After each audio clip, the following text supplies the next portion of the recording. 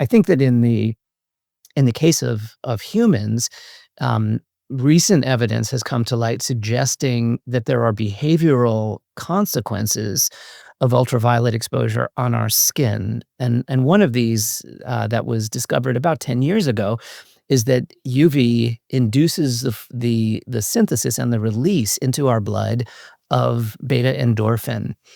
And endorphin, as many people are aware, is one of the body's natural endogenous opiates. And this was demonstrated even in animals where mice were given very low doses of UV, not sunburning doses, low doses. The mice actually became numb. They had like the analgesic of, or the sensory effects of opiate drugs. They're great pain drugs. The mice couldn't feel pain, they couldn't feel temperature, but if you gave them naloxone, the opiate antagonist that you would give a person who had just had an overdose of heroin, let's say, the mice now had their pain thresholds normalized. And so this led to the discovery that UV radiation was causing a skin reaction to produce endorphin. This was going to the brain, and it was even capable of inducing dependency, in a sense, an addictive type of behavior.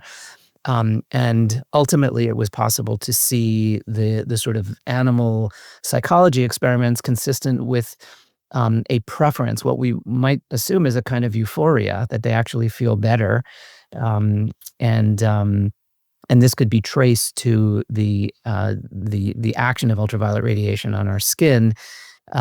Probably, we can say in retrospect that this may have been a way of evolutionarily preserving vitamin D levels, because you can imagine 50,000 years ago, you couldn't go to the local pharmacy and get a vitamin D supplement for pennies.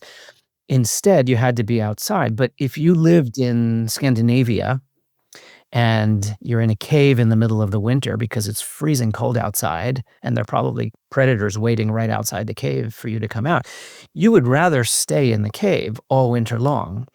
But if you're there with your family and little children, they and you probably will die of rickets, of vitamin D deficiency, unless you get out.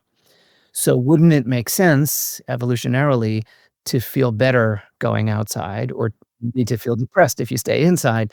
And in fact, a relationship has recently been discovered between vitamin D and opiate signaling. Vitamin D deficiency strengthens what appears to be the euphoria or the behavioral benefit of UV.